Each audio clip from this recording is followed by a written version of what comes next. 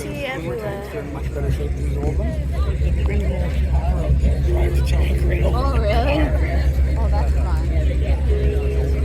Blitzkrieg at the Ontario Regiment Hopefully we'll Museum. get it done before it starts. Today's show will be starting in 5 minutes. 5 minutes. Please make your way to our tank arena and take your seats, please.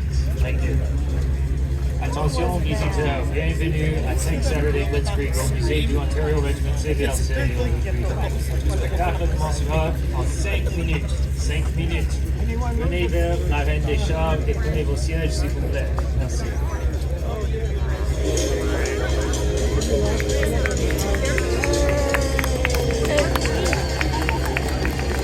Good job, good job.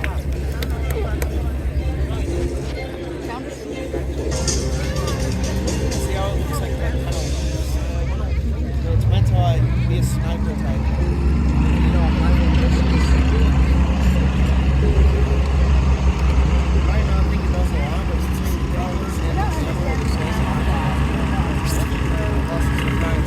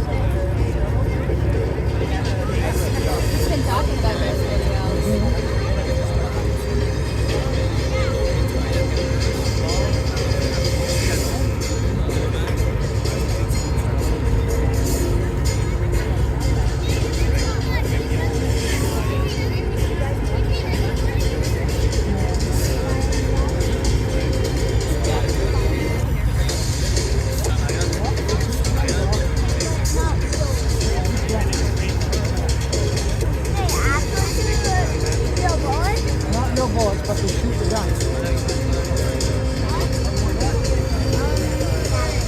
Sure. Give the car from here, read it.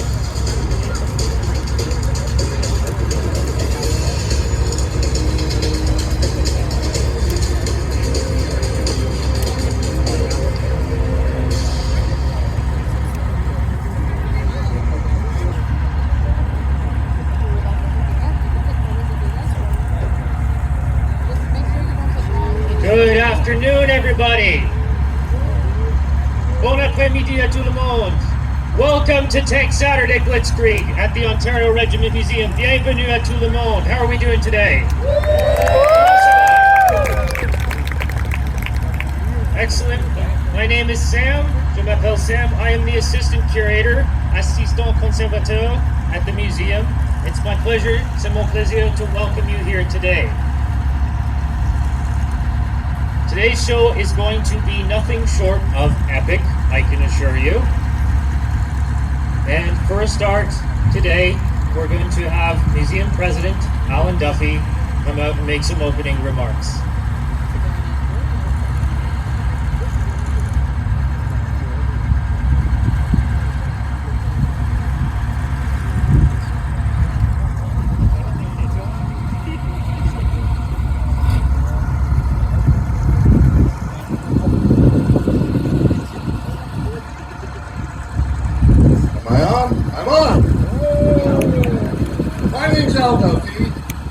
President of the Ontario Regiment Museum, and this is an incredible organization, and you're going to see an amazing show. Blitzkrieg. You're going to see things that aren't around. And I'm talking to you. How many people saw the movie Fury? I'm standing in front of the same tank. It's exactly the same model Sherman tank that Fury was in. Even got the logs. But anyways, you're going to see some really cool machines. You don't see them every day. You're going to hear all about them. Our museum, I got involved about 10, 12 years ago, and we have expanded and grown to the point where we have about 200 volunteers, and we have 3 full-time staff. So there's a lot of herding cats, you can imagine, but we have an amazing team, and I hope you get to see all of our stuff. We are, now some people may disagree, but we are the largest tank museum with operational tanks. We have about 150, and that's a moving target. We have more on the way as we speak, and 90 to 95% of them, they run. We're the largest operational tank museum, because what we do is we bring history to life. You don't go into a museum and you just see a piece that's sitting there and you imagine what it would be like running, moving, and how the ground would tremble and what you would smell. You're going to see, hear, and feel this today. So this is how, like we said, we bring history to life. And I'd like to state and make it clear, we are not honoring war. We do not glorify war. What we do here is we honor our veterans and the conflicts that our veterans were in for our sake, for our freedom. Let's hear it for our veterans.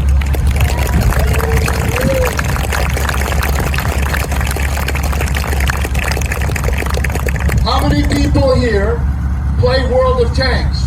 Well, we got a lot of hands up there. Well, you're going to see something later on in the end. You'll hear more about it, where we put 2 tanks, one against the other, and it's only done here, and it's so cool, and you're going to hear all about that.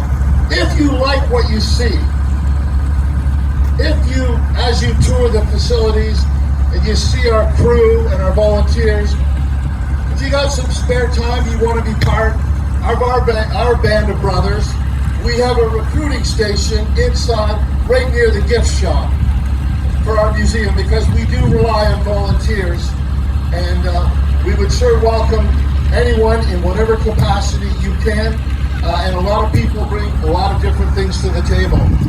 Everyone driving these vehicles are members. We have 2, 3, some cases you've got a bunch in the back. They're reenactors, or they're a mechanic, or they're just some general individual that helps us make things happen. So, who's ready to see some really cool stuff? Oh, come on, we can do better than. You want to see this stuff run and move?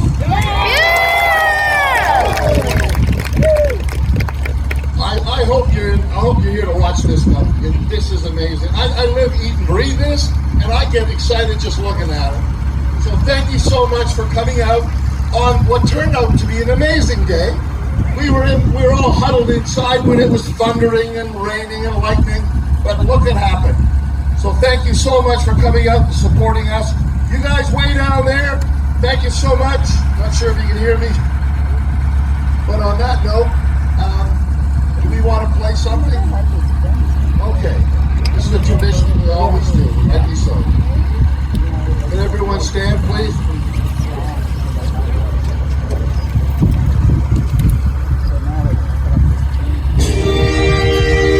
It's down there. That is for your safety.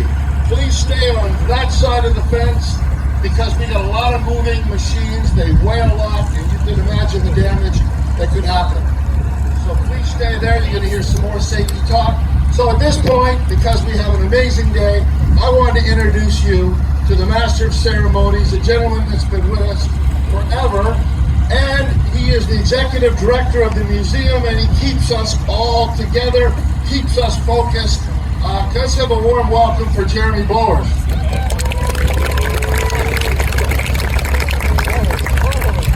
Thanks so much, Seattle. And thank you. Look at this over-capacity crowd.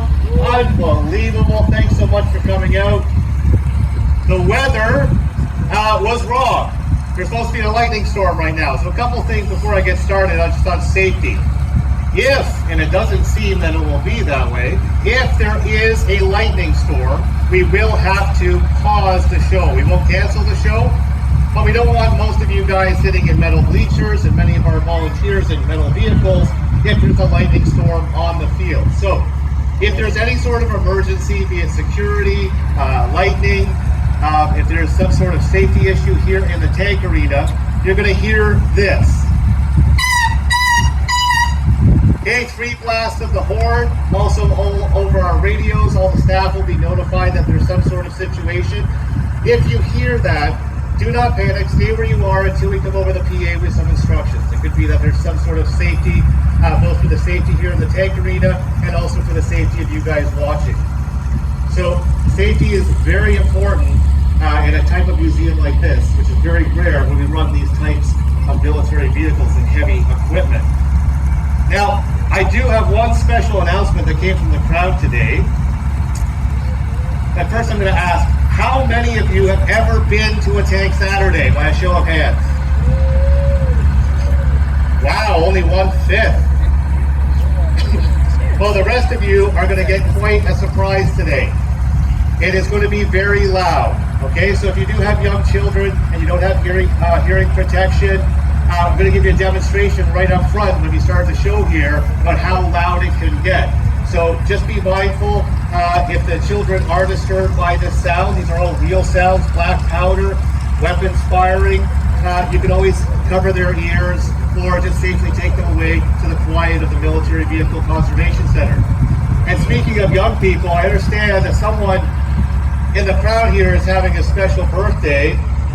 Emmett Ward is turning 9 years old today and decided to come to Tank Saturday for his birthday. Happy birthday, Emmett. So, Tank Saturday Blitzkrieg, once a month from May to October, we have a special live show. No show is the same as the one you've seen before. We specially curate some vehicles around a historical theme.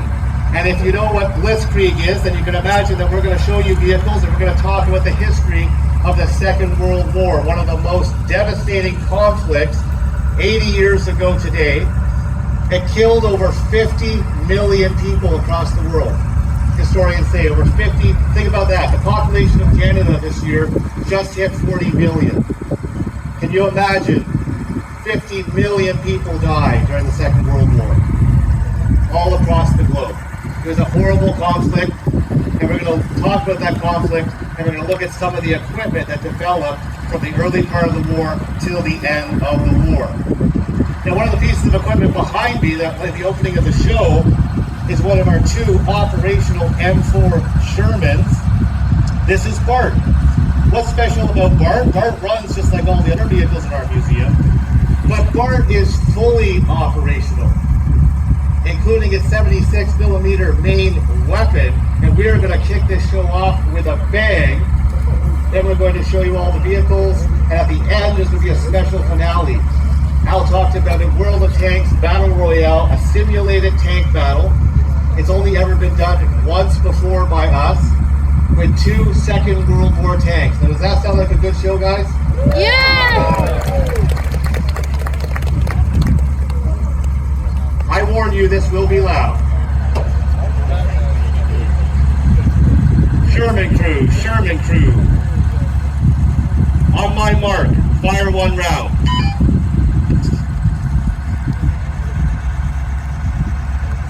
Fire.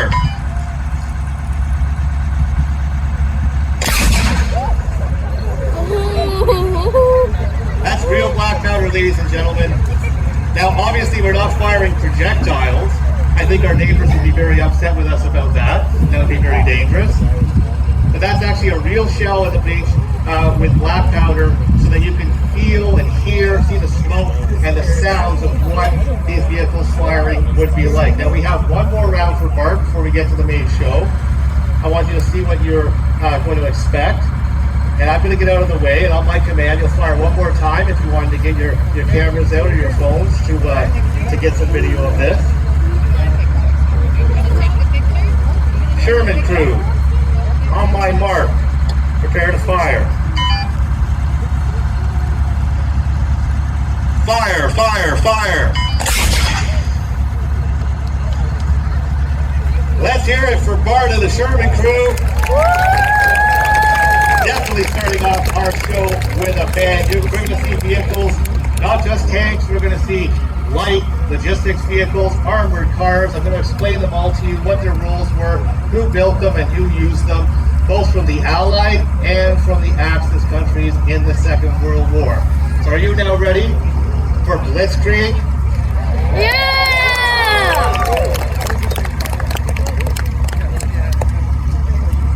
We're going to take you back to the Second World War. Marshal, roll out the tanks.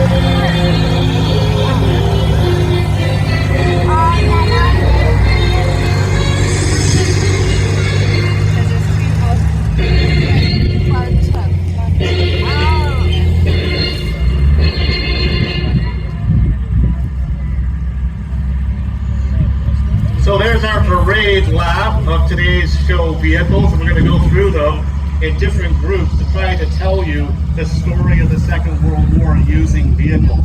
It's such a massive subject. Over 80 years later, historians are really just starting to scratch the surface and understand how the Second World War has affected our society that we live in. What many people may not know is right here in the Durham region, this whole region, all the towns here, including the city of Oshawa, and all across Ontario and across the country, Canada went on a war footing.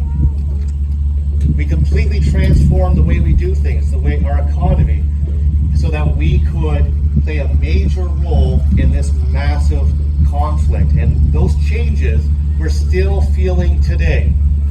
And it's not for me to tell you about that, it's for you to get interested because you watch this show, to visit more military museums, to do some of your own research, and to learn more about the history of the Second World War and what Canadians have done and about the Canadian veterans and their stories. So first we're going to look at some of the Canadian and Commonwealth vehicles from the Second World War. Marshal, send out the first vehicle.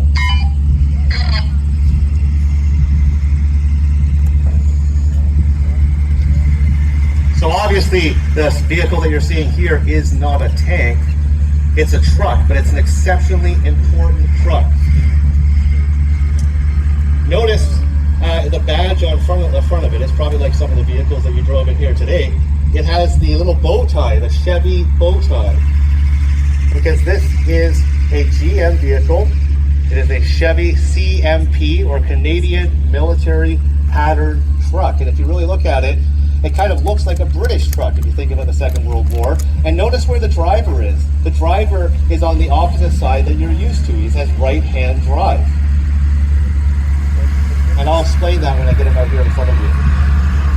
This is one of many CMP, or Canadian Military Pattern trucks, that we do have in our collection.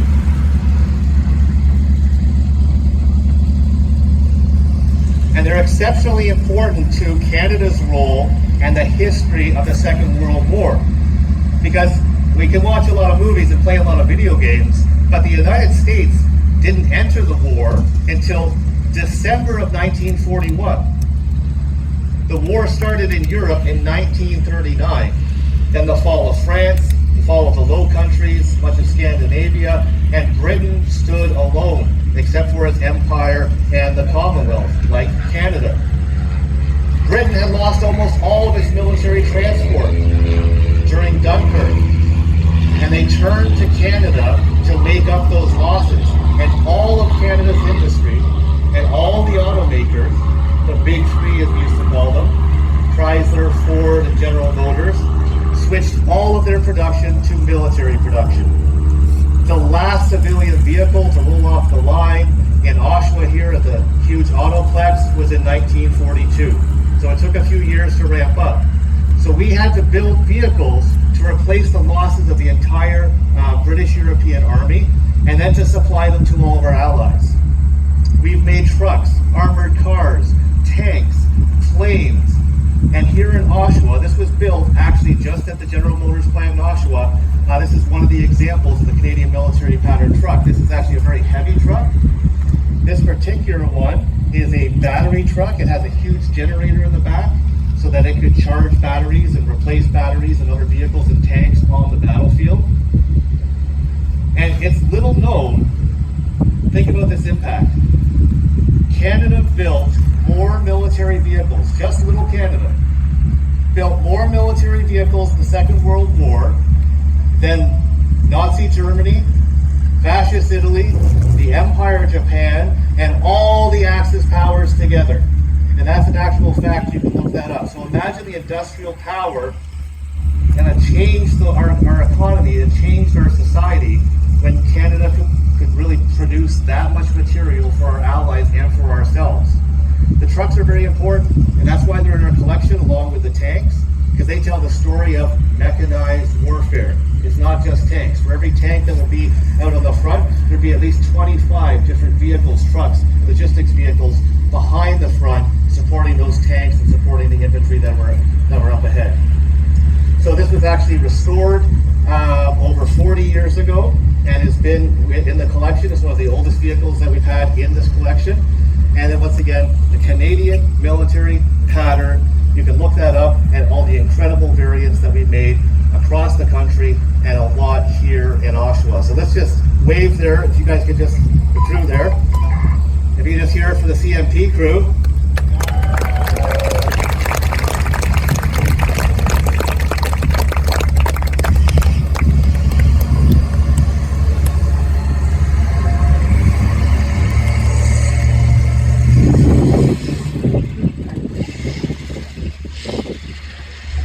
Now the next vehicle coming out is one of my favorites.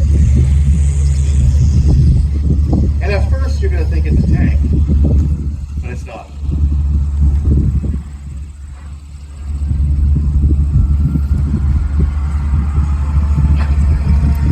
It looks like a little tank.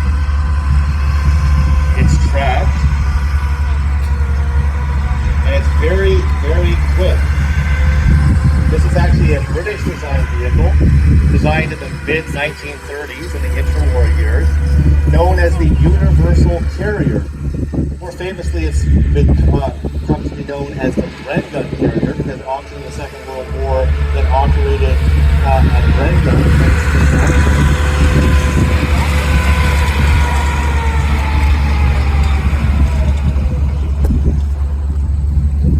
So it's not actually a tank. Just because something's tracked doesn't make it a tank. But this is a vehicle, if you think about mechanized warfare, this is a vehicle that could go over all sorts of difficult terrain. It could keep up with the tanks, and it could carry supplies. That's why it's called war infantry. That's why it's called the universal carrier. So it was produced from about 1936, and they were so useful, the British Army at least, didn't actually retire them until 1980. Okay, 1980 is when they came out of military service. So the crew inside, you can see here we have the driver and the co-driver. Now this little section here, that's where the Bren gun, or the main weapon, would come out of the vehicle. Now we didn't put one there, but we have a Bren gun for you to look at inside the museum. It's not meant to be fighting other tanks. It actually has armor, but the armor is really there to protect the infantry inside from small arms fire or from shrapnel from artillery and stuff like that. It has a pintle mount on the back, so it can carry an artillery piece or something like that into the battlefield, and it's one of the most unique and maneuverable vehicles that we had in that early part of the war. All right, Mr. Jordan, let's show them how maneuverable it is.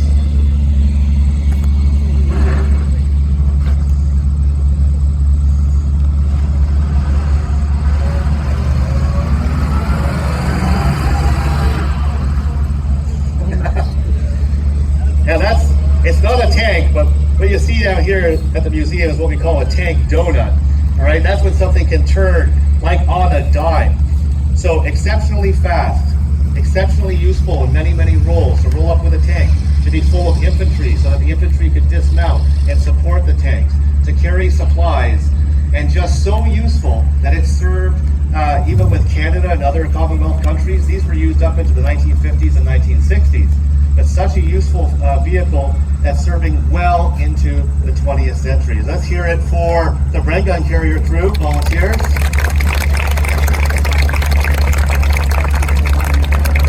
We'll see more of the carrier later. Once again, the proper name is a universal carrier, and although it is of a British design, the British gave those designs to their different Commonwealth countries. That one was actually built by Ford Canada in Ontario. Do you know where the Ford plant is?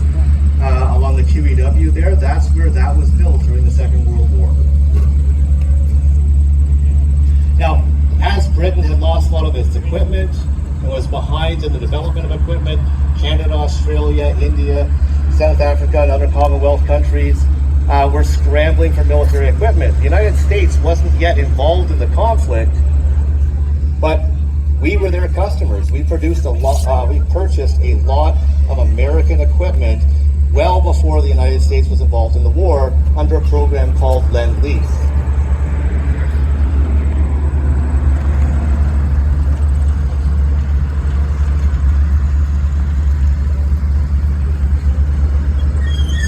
So what we have here, once again, it's not a tank.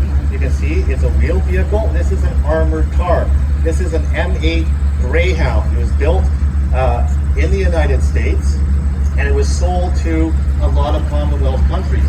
Once the Americans were in the war, they started using these as well. We were producing a lot of vehicles, but we weren't producing enough vehicles fast enough to supply ourselves and also the rest of the world and the Commonwealth that were in the fight in those early years. So we often had U.S. equipment.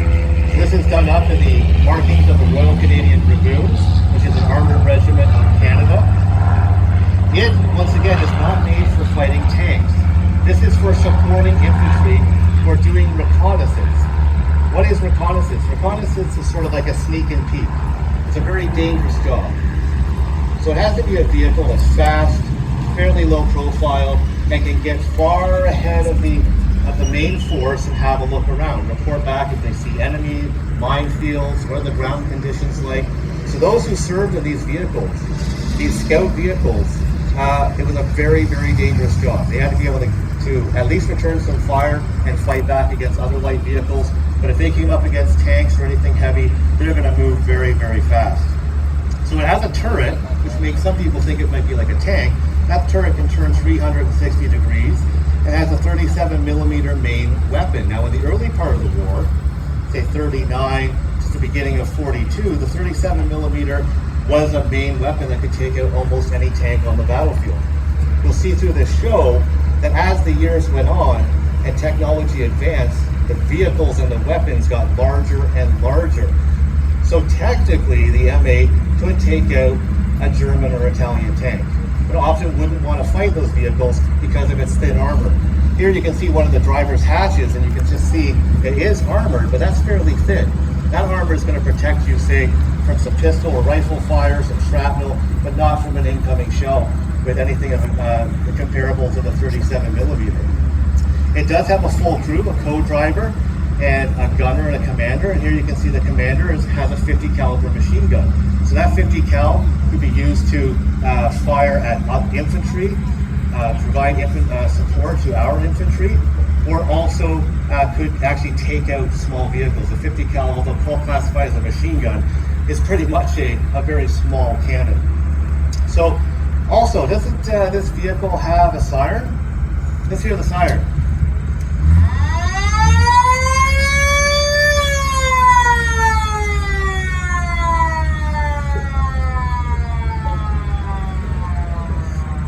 Another thing you're going to see on turreted vehicles. A turreted vehicle is a vehicle that has that turret that moves around and has the main weapon on it. You'll see a little hole beside the main gun when it goes around next time. And there's another machine gun poking out of that. That's called a coaxial machine gun. So wherever that turret is aiming, the crew inside the vehicle has the option either to fire the main weapon or to fire a machine gun. So if they're aiming at something and it just happens to be a Jeep and some infantry get out of it, they may decide just to use their machine gun. Or if they come up against a comparable vehicle or a light tank, they might decide to use the main weapon. So we have a turret, and in the front mantlet here, that's what that's called on a turret, you have your main weapon and often a coaxial machine gun. Notice also in some of the vehicles, especially the Second World War vehicles in our collection, they have a lot of kit. There's even a frying pan here. They have a lot of kit on the exterior of the vehicle. And that's because there wasn't a lot of room inside the vehicle, and those who were deployed on these had to take everything with them. Their clothing, their food, their books they wanted to read, etc. Even their toilet paper. All right, let's hear it for the M8 Greyhound and its crew.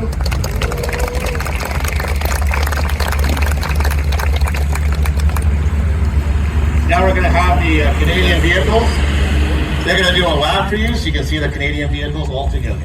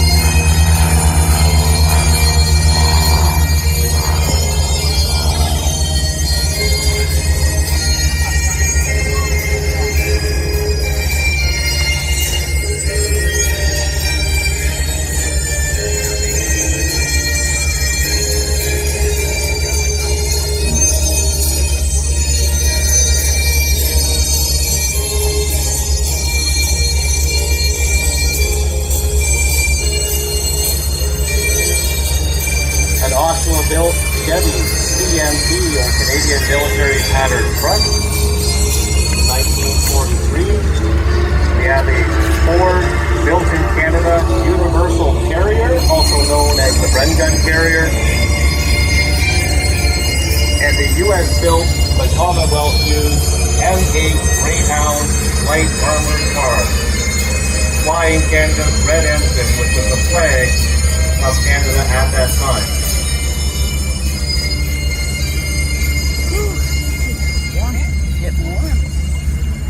So what were we up against? The Second World War was a long war. Let's have a look at some of the German Axis equipment. Now here comes a little guy. For Canada, we started off with a truck. What do we have here for Germany? It's a motorcycle. And being German, imagine this. It's a BMW. I really like this. Every time I see this, it reminds me of being a kid and watching Indiana Jones.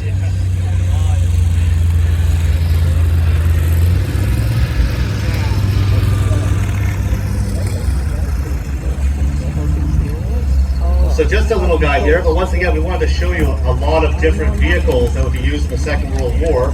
So here we have is a BMW military motorcycle. What's different from some of the regular motorcycles? Well, when it goes around again, you'll notice the front, it has canvas over its big headlight. And Canada used Harley-Davidson motorcycles just like the US did, and Indian motorcycles. The Germans, once again, they used their manufacturers. They went into total war, left civilian production, and built military vehicles. On the back here, beside the driver, you can see there's an additional seat. These were used as dispatch riders, sending messages, and also, believe it or not, for light reconnaissance. So these vehicles, especially in Europe, where there's lots of roads, you can send the vehicle ahead to have a quick look. Why would you send just a motorcycle? On the side here, there's a sidecar with extra ammo bins, and this mount right here, which will hold an MG-34 German machine gun. So this little motorcycle actually has a lot of kick when it's out in the field. So once again, it would never actually be sent into battle to actually fight. It would always be sneaking around, sending messages, doing reconnaissance, or moving messages or personnel around the battlefield. But if they did get into trouble, it did have that machine gun and a crew of 3. So let's hear it for Gabe here, the volunteer, who's on the BMW motorcycle.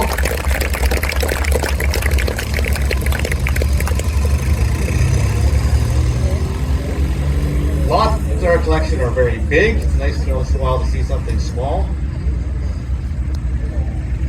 Another very unique and German vehicle. ZK 5 watt, or for the world mag, is the universal carrier that we were using and our allies were using.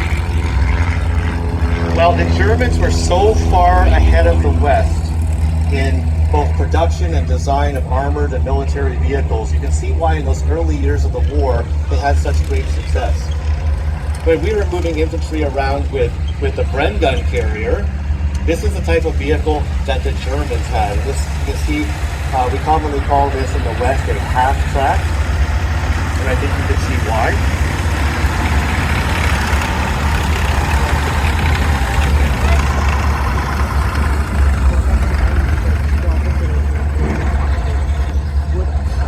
Because the front is just like a regular truck.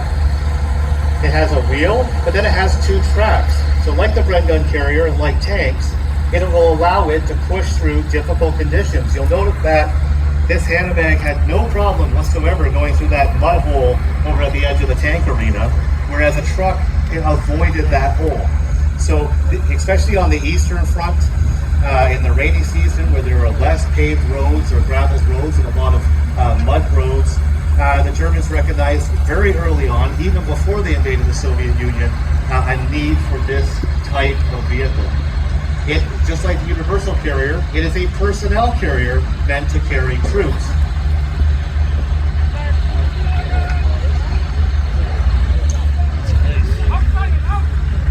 I just gave the dismount signal. Like the universal carrier, it is open-topped, but can carry a full section of German or Axis infantry. And there they are deploying around the vehicle. They're getting out, the soldiers are having to look ahead.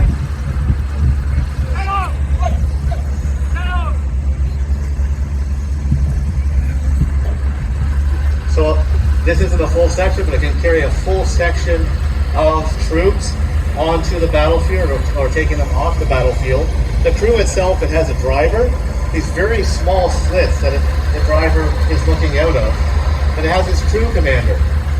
Notice the crew commander has an MG-42, a very powerful machine gun. So this vehicle can have all that firepower to support those troops that it drops into the battlefield. If you look at the section of infantry, right away you can tell who is the NCO or the officer of the group. is that submachine gun, an MP40. Very short range. I'm sure many of you who have played Call of Duty or other games like that are very familiar with the MP40. And of course the infantry at the time using the standard German rifle, the K98 Mauser. So the vehicle has some firepower with that machine gun. You see on the back of the vehicle with the doors opened up, there's also another mount. They can mount another machine gun on the back of the vehicle to protect the back, but also for anti-aircraft fire. You can imagine that that front machine gun can't tilt up very high behind that shield, but mounting a machine gun on the rear gives those operating it the ability to fire up into the sky. The colors of the vehicle, this is actually as Germans would have been fighting Canadians during the Italian campaign. So not in D-Day or Normandy. If you want to really learn about Canada's role in the Second World War, you really have to look at the Italian campaign and what we did in the liberation of Italy.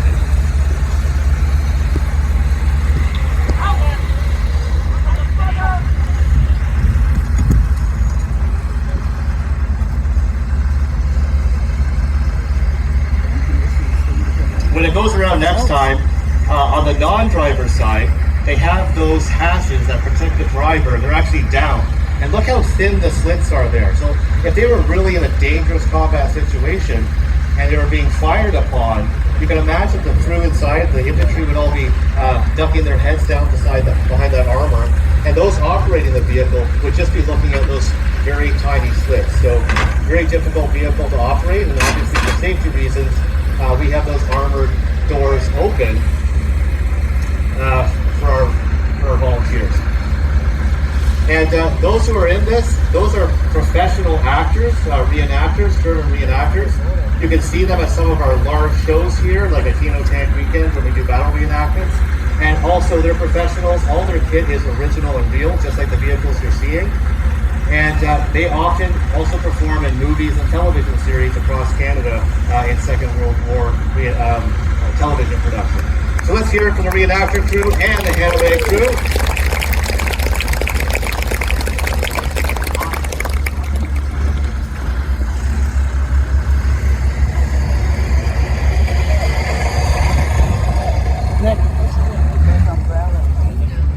So a personnel carrier, it moves personnel, moves people around the battlefield. And those were used from 1940 right up until the end of the war and had several different variants. Very useful vehicle. You know that the Americans eventually developed our own half tracks that were used by all Allied troops based on what we saw in the early part of the war with the Hannibal. Big vehicle coming up now. It's actually a late war German vehicle.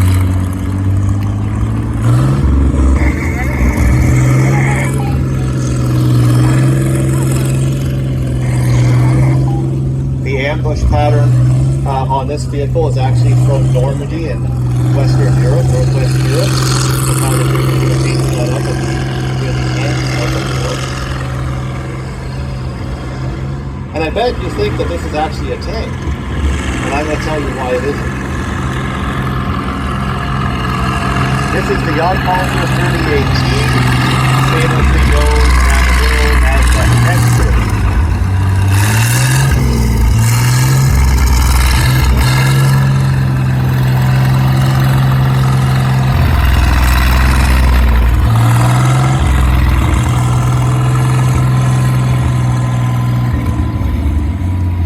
So in the later part of the war, as Canadian, American, British, and all the Allied, and the Soviet Union, all the Allied production was really starting to tell on the battlefields after 1942. Germany moved a lot of its production from offensive to defensive, and had a whole series of vehicles like the Hexer here. What it actually is a tank destroyer. It is designed to fight other tanks, but it doesn't have a turret.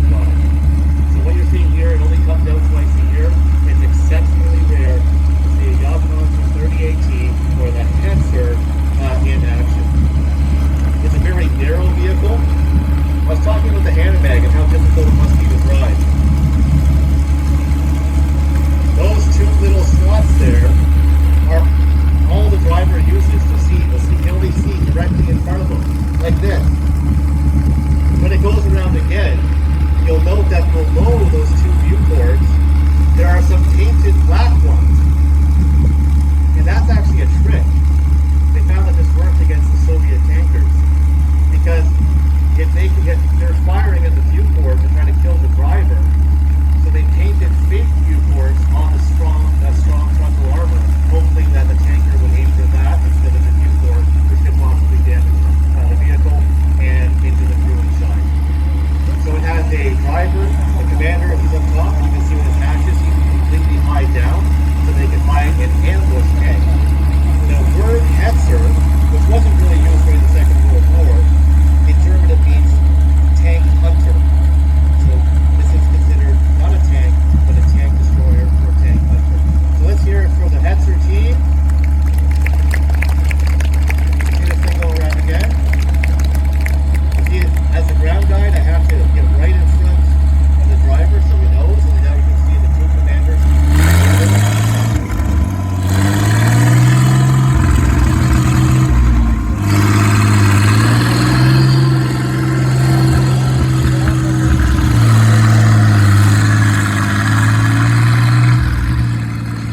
That driver has very little situational awareness.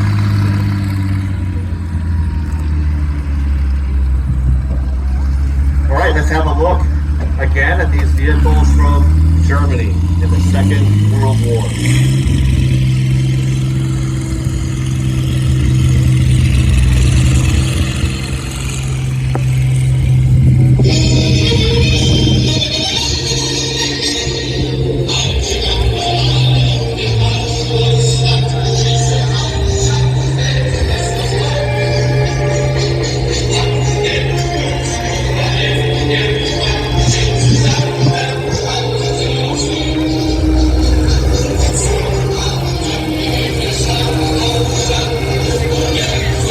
BMW motorcycle with sidecars.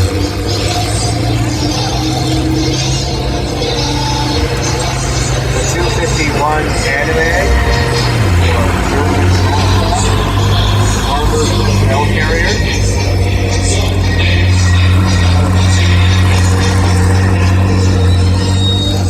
And exceptionally rare. And at the time, exceptionally deadly.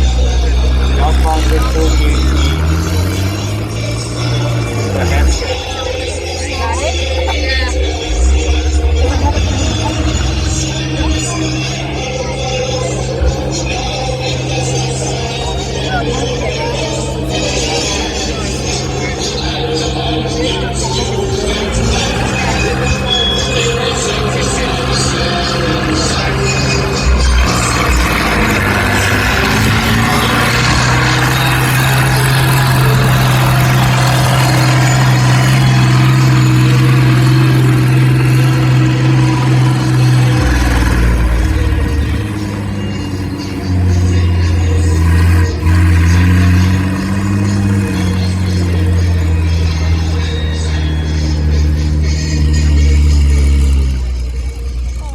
Okay, now we're going to actually look at a selection of tanks. The last cohort that we have here for the show before we get to the big finale is we're actually going to look at some vehicles that are tanks. And I've talked throughout the show about what is and what isn't a tank. It seems in the media that anything that has a track on it or a gun, they just consider it to be a tank, right? But we're here to educate you on the very different types of military vehicles we have. So let's actually have a look at some Second World War tanks. Marshall, roll the first tank.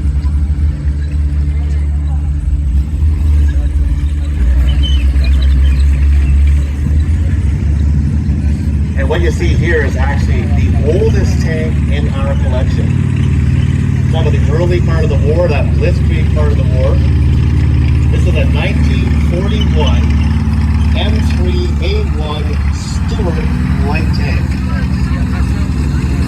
And think about that early part of the war. Once again, this was built by the United States before they were even in the shooting war in World War II. You see it's strapped, it's armored, it has the turret, main gun, coaxial machine gun,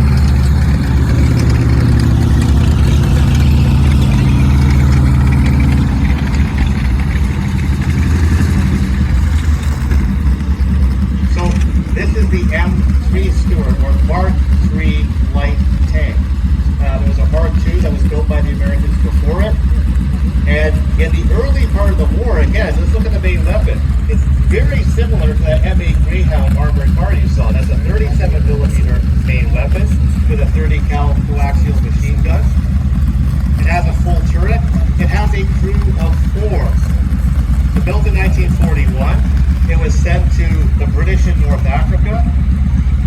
So the British fought with this against Erwin Rommel and the Africa Corps and the Italians in that early part of the war, when British tank production was not meeting the task at hand. And it could take out any German tank of that early war period. By the end of the war, by 1942 to 45, it was massively outclassed as a tank. It was mostly used as support or in a reconnaissance role, just like the MA Greyhound. It's an exceptionally fast tank. When we were ramping up production as the Allies, unlike Germany or the Soviet Union, we didn't have full tank factories that were producing panzers and other vehicles that were specifically designed engines. So we had to build, I'm sure during COVID you heard that term pivot, we had to pivot all of our industry, from our civilian industry to military industry. So these early tanks that were made by the United States, it has an aircraft engine in the back. You can hear it's very loud. So in the early part of the war, they just took engines off the shelf that we were using for other things and started massively making weapons with them. And here we have is one of the best early tanks made by the United States, their light tank M3, known as the Stuart. You can turn your turret.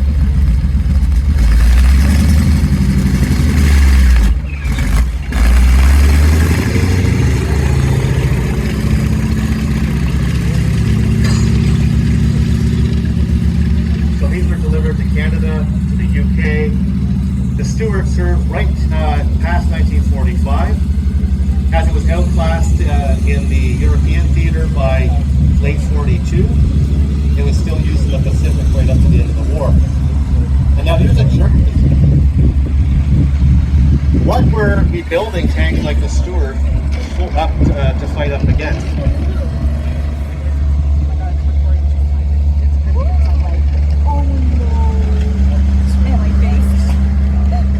Again, this is an actual tank, not a personnel carrier or a tank destroyer, and it's one of the more famous tanks.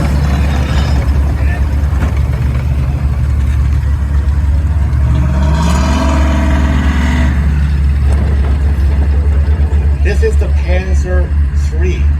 So it was developed before the war, when the Germans were planning for war in the 1930s, went into production in 1938, and was way ahead of its time. Think about the features you just saw from the American tank in 1941. But in 1938, the Germans were already producing the Panzer III and the Panzer IV. So this is a light tank. You can see it looks a lot larger than the M3 Stuart. It actually had another advantage. And the advantage wasn't in the thickness of the armor or in its gun, because it has a very similar gun. On this particular one, we have a 40 millimeter main weapon with a coaxial machine gun. But it was in people. This had a 5-man crew. So it has a driver, a co-driver, a loader, a gunner, and up on top it has the commander. So 5 people working together inside the tank made the tank much more efficient. And once again, if we look at those early German victories in 39, 40, and 41, their tanks not only had the technological advantage, but they had already figured out that a main battle tank needs to have a crew of 5. A commander has to be independent. You can't have a commander slugging shells and on the radio and commanding and also looking around for the enemy. Well, the Germans figured this out early, and that's why this tank was so successful.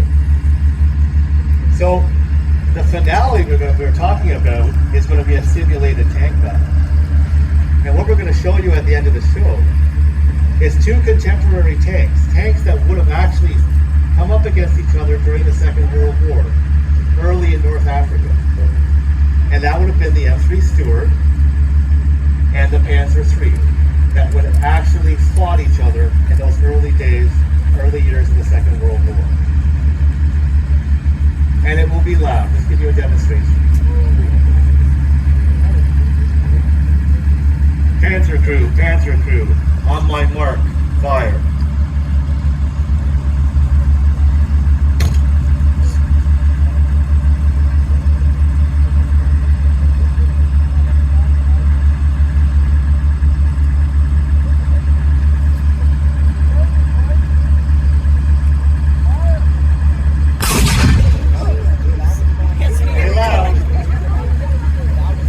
Let's hear it for the Panzer III crew. You can only see one of them, the commander.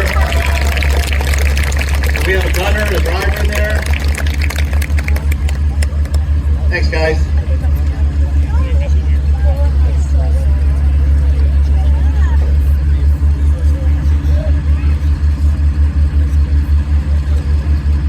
Once again, just in these German vehicles, you can see the situational awareness for the crew inside is terrible. You can see that tiny little slat there where the driver is looking through. Look at the side of the vehicle. Think about being in your automobile and looking out your window. Well, the driver can only look out that tiny little slat to look at you guys right now. Very poor situational awareness, but they do have that independent crew commander, TC of the tank, to tell them what's going on.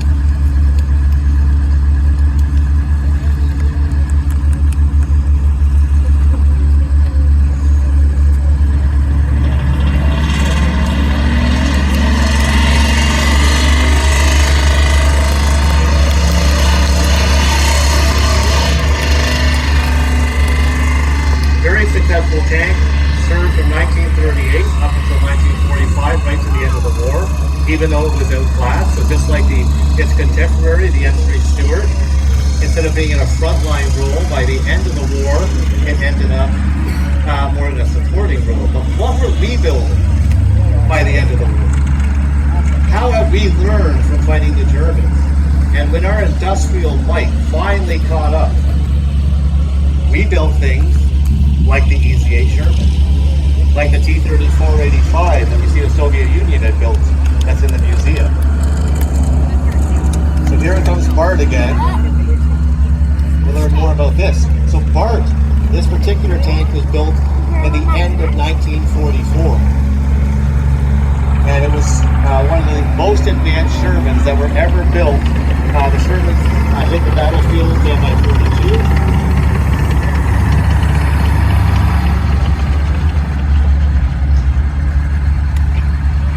And we were continuously upgrading and developing stronger Shermans. So think about the tanks that you already saw. Think about that little Stuart that was sitting here. And then even the Panzer III. So here we are, 1944, 1945. The Allies actually catch up and have superiority. The Allies can build 14 of these for every one German tank or tank destroyer that they make. And that's just the Western Allies, not even considering the Soviet Union. Look at the huge sloped frontal armor of Bart. And I was showing you that thin armor on the M8, that early war armor. So this could take a frontal hit from most weapons and tanks in the Second World War at the end. So this was really a tank for victory. A cast turret, a 76 millimeter main weapon. So we had that 37 millimeter, we have 76 millimeter, a massive weapon. As you saw maybe in the film Fury, this tank could take out some of the biggest German heavy tanks like the Tiger or the Panther or the Koenig Tiger, King Tiger tank, because the weapons were bigger. It was faster.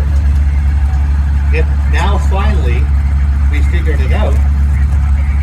It has a crew of 5. So it also has the people power inside the vehicle to beat the Germans, the Italians, and the Japanese. These vehicles served mostly, and the Americans were producing the lesser versions of the Shermans, but by 1945, the Americans had this particular Sherman on the front. It was their main medium tank. They did develop a heavy tank called the Pershing, but they produced masses and masses of these. They're such a good tank that they continued in service well into the 20th century. This particular tank here, the Ontario Regiment, our regiment, actually used Shermans even in just a training role, up until 1971. And the example you see on our front lawn there, that's painted up in that interesting camouflage pattern, that was the last Canadian Sherman camo pattern, 1971. It's such a fantastic tank. After the war, exported to so many countries. Canada used these. They were used in Korea. Israel was using Shermans, and all the Allied countries were using Shermans. When in your mind, if you think tank, you're probably you get the visual of what a Sherman is. It is just like one of the most iconic tanks that was ever built. We saw before that we gave the demonstration at the beginning that BART is fully operational, but we're not going to do that because we're going to get into a very exciting segment. But let's just look at the parts of the tank again. So look at the size of the manlet, the 76mm main weapon, coaxial machine gun. You have our driver, you have our co-driver. And over here, the co-driver also has a machine gun to keep infantry off the front of the tank. Up at the top there, you can see the loader and the tank commander. There's a gunner deeper down in the tank for the 5th crew member with a 50 caliber machine gun. There's a further mount on the back, very similar to you saw on that German half-track, the Hanomag. There's a further mount for a 30 cal that can do anti-aircraft fire to protect the tank from planes coming in and trying to strafe it. So, from the beginning of the war, we were at a huge disadvantage in technology and equipment. And by the end of the war, we had completely overwhelmed the Axis enemies with our production, both here in Canada and our allies around the world, and finally had overcome with them in technology when we looked at this late war 44-45 Sherman. All right, guys, let's hear it for the crew of the BART, the F4 Sherman. We have the tank still around. Getting very close to the big finale here. We're going to have the 3 tanks in this last packet go around.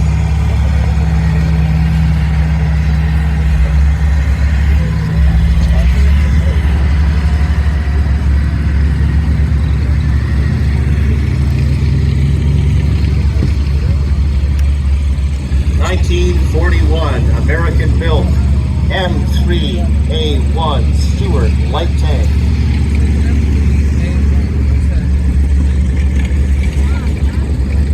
Veteran of the Pacific campaign, the European campaign, the North African campaign, with a 37mm main gun and a crew of 4. Followed by its adversary in the early part of the Second World War, we have the Panzer IIIJ. This one is set up in the colors of the German army in Italy as a 40mm main weapon.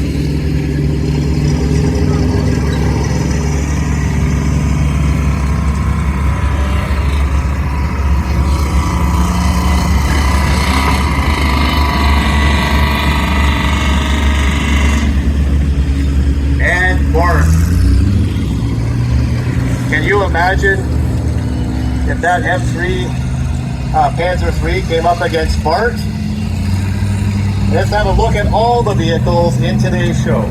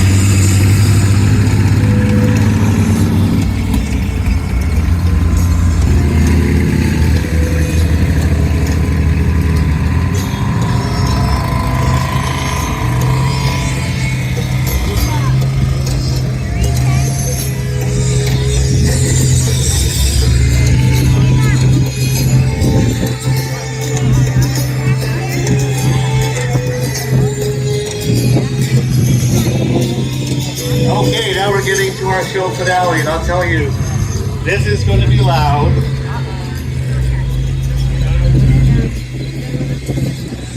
You can see the vehicles are heading back down into their tank leader there. Where after the show, now that you know about these vehicles and you've met some of the crew, after the show you can head down there and get up close to these vehicles. See if you can see the things that I was trying to point out to you here in the tank arena.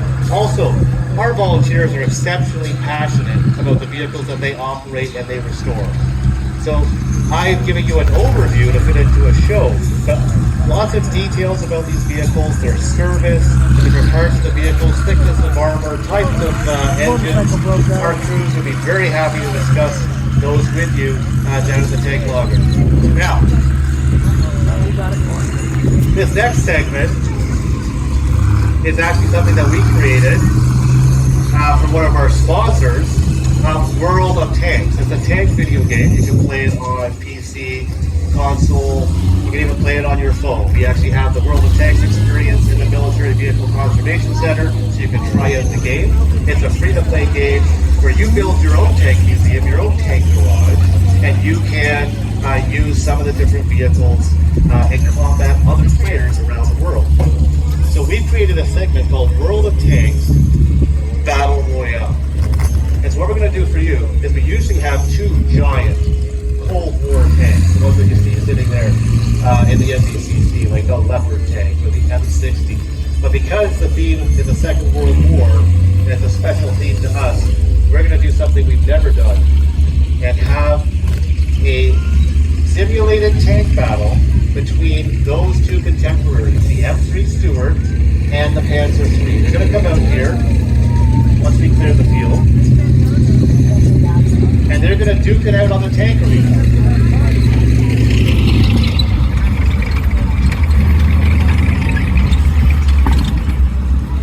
There's our first contender, the M3 Stuart. And they will be firing black powder rounds, once again, not real shells. So how are we going to determine which tank won Battle Royale? Like that. What's going to happen is after the battle, after you see how these crews operate together and how they use their tanks, the strengths and weaknesses of their tank to their advantage, they're going to come back here in the middle, and you, the visitor, is going to decide which crew won World of Tanks Battle Royale. Does that sound pretty interesting, guys? Sound like fun? It's going to be very loud. I won't be standing here in the tank arena. I'm going to get off to a safe distance. And so should that German scout. All right. So our first contender, I said it before, is the M3 Stuart. The British called it the honey. They called it one honey of a tank because it was so quick and so maneuverable. You'll note that it is going to be much faster than the Panzer. With that aircraft engine, and it's a very fast tank. Sometimes difficult when it's moving, enemies couldn't actually even hit it. So 1941 built, it has a 37mm main weapon. And let's just open the hatches and let's just meet the crew. We're not going to make them get out. Stuart crew, can you just show yourselves out of the hatches? Okay, so once again, this is not going to be choreographed. This is going to be these people using their skills. We have Brendan as the loader. We have Ashley, okay, as the gunner. And down here, we have Larry. He's the driver. You can't see him very well. Let's hear it from the Stuart crew. Okay. They're going to try to outfight the Panzer crew. Here we have the Panzer III. It's a little bit of an older tank. It was very advanced for its time in 1938, but the Panzer III-J with its 40mm gun. So its gun is just a little bit bigger than the Stuart's gun, but a hit from either gun is going to penetrate the iron armor of either tank, even from the front. Okay, a good shot on the front of the tank, unless it's just directly on the sloped armor, is probably going to penetrate the tank. So it's very tiny advantage in firepower, but it's going to be slower and less maneuverable than the M3 Stuart. So let's see what we have here for the crew. Okay, so we have Ben, he's on the gun crew. We have Nick, he's the commander, the TC. You can see Nick up there. Okay. You think I'm going to introduce you? You can't see him. I can only see his eyes, but we have Adrian. Adrian's the driver. He's a young man who works here, and he can't say hi to you because of that very small spot.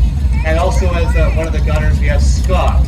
So let's wave, guys, and you guys say hello to the Panzer III crew. But there you see that other advantage. The Stuart has a crew of 3, even in the simulated battle, because there's only enough room for 2 personnel in that turret, that little turret. Whereas the Panzer III has a crew of 4 to do the same thing. So can the Panzer III use its advantage in having Nick as the commander to see a bit more? Nick obviously will be a bit farther down from being fired at. So you are at the end of this, you are not going to vote for your favorite tank. This isn't about which tank is better or which one you like the best. You're going to vote for the crew that you think use their tank, use the features on this field to outsmart and outfight the enemy tank. When they fired at the enemy tank, were they actually aimed at the enemy tank? When they were fired upon, were they behind cover? Did they move to a good position? How did they maneuver on the field to try to confuse or outsmart the enemy?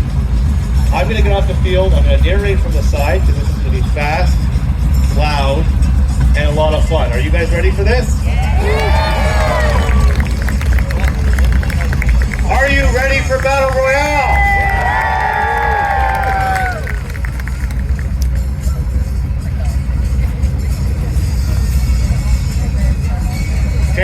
Tankers, take your firing position.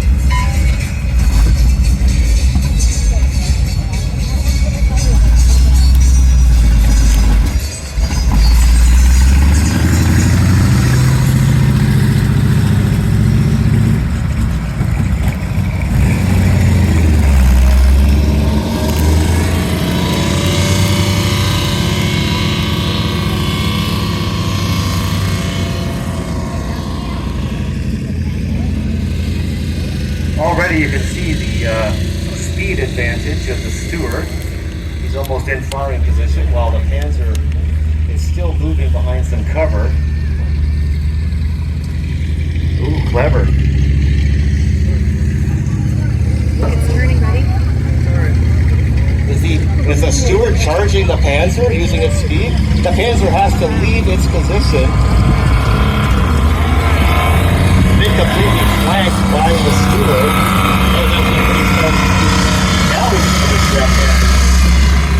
But now you can see the Stuart is getting into a firing position. The rear of the Panzer is exposed for its thin armor. Great turn by the M3 Stuart team. Panzer its side armor is now protected by that feature. You can see that instead of moving the tank, the Panzer crew is spinning the turret. M3 crew like boom! First shot off by the Stuart. Could have been a hit, could have not. It's kind of a difficult angle behind that hill. Panzer III team still not returning fire.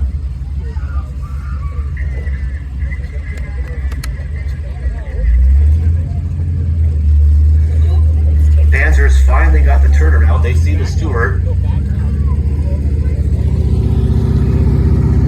But they're already, the Panzer looks like they have to abandon their position. M3 Stuart coming up the field.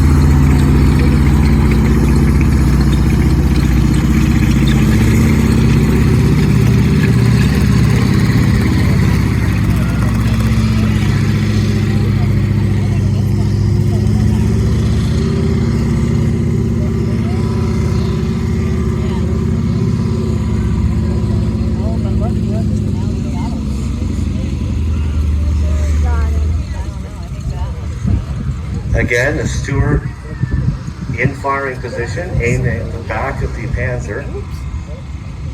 Seems like the Panzer had to flee the field twice.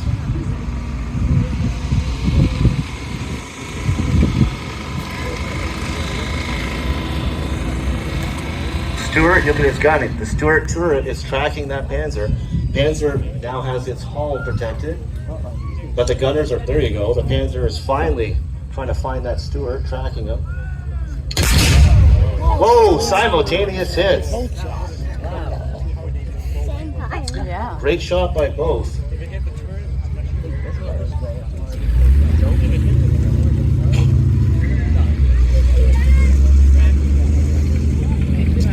Simultaneous hits, that was pretty, that's very rare. But again, it seems the Stuart has got the movement advantage. The Panzer's tracking the Stuart.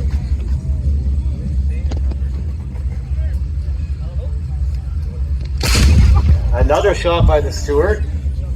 Stuart's definitely being aggressive. Great shot by the Panzer. Stuart kind of took a risk there. Their armor is exposed. That could have been a good side hit by the Panzer.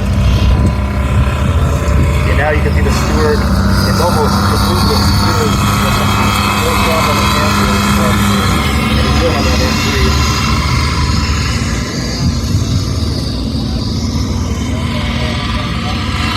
And suddenly the Panzer has the advantage. He's almost at his firing position.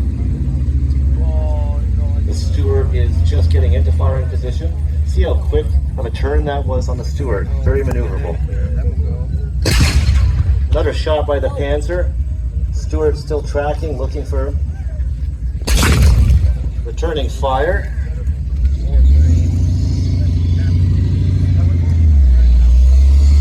Panzer now first to move, but maybe the speed of the M3 will make up for that.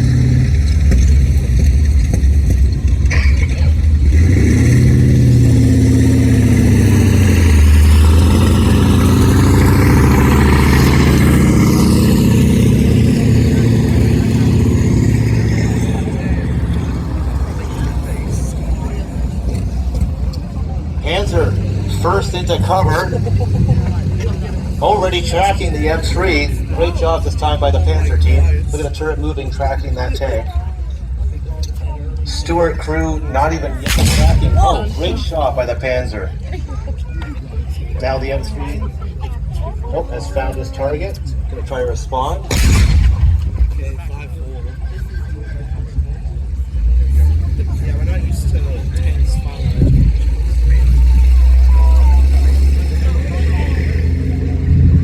Stuart doesn't like that position. Stuart definitely had the early advantage in this round. Open up.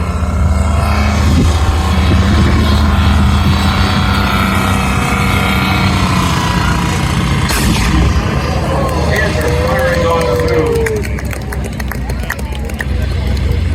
That could have been a hit. Very difficult to hit a target while on a move in these early tanks, but they used a round. It could have been a hit.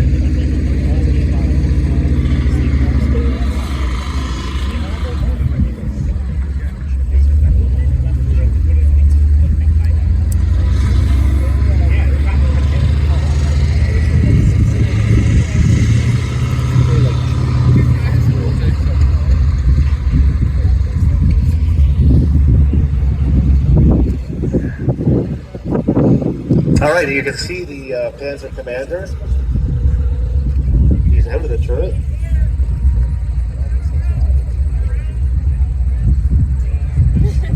We got a jam up. All right, we have a gun jam. Let's bring them out forward here. Wait, for which tank?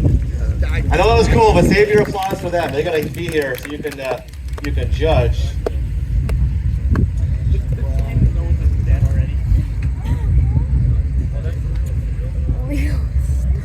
So, what you're going to be judging, okay, that was pretty loud, it was pretty cool. but you're going to be judging how they use their tanks. Like notice at the beginning, I thought the Stuart, in my opinion, I thought the Stuart used his speed advantage really well. It got to firing position faster. The Panzer was sort of slow to find its target. But then the Panzer sort of at the later part of the battle sort of picked up a bit, and the gunners were tracking the M3, even though the M3 was moving a lot faster.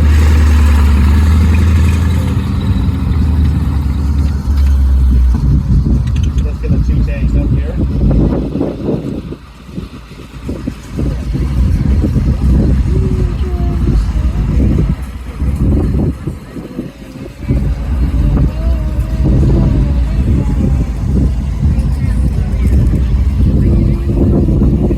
Yeah, let's get the cruise so we can see the cruise.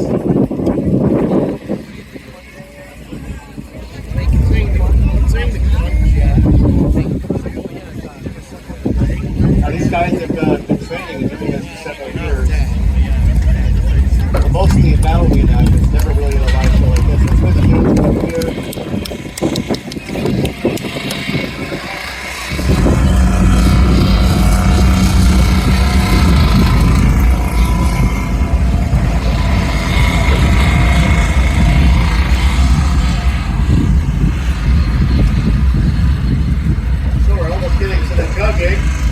If you really like today's show, our next show in September is called Tank Saturday Korea. We're going to look at actually Canada's Forgotten War.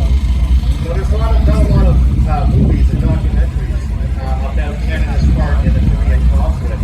And we're going to tell that story with vehicles, a completely new set of vehicles that were served during the Korean conflict. And we'll look at that. So check out our website, tankmuseum.ca. Grab a Tank Saturday poster on your way out if you're interested in bringing a friend to come and experience what you experienced today. Okay, now let's get as many of the crews out.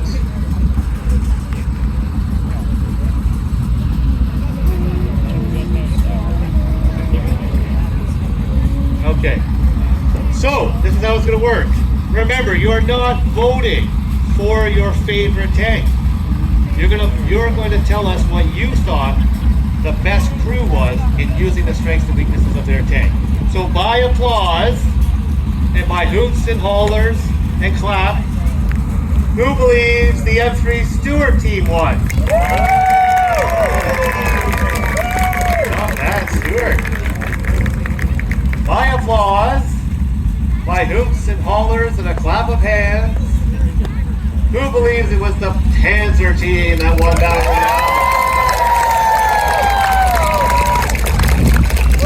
I'm so sorry, M3 Stuart team, but great effort. Let's hear a huge round of applause for both teams. And for all the volunteers that put this show together for you guys. So I want to thank you again on behalf of the museum, all the staff and volunteers for coming out, braving the possible bad weather for Tank Saturday. How can you help the museum? You can tell a friend. You can leave a review on Google, Facebook, TripAdvisor. Spread the word about Tank Saturday. We hope to see you again this summer. Thank you, and on behalf of the museum, I'm out.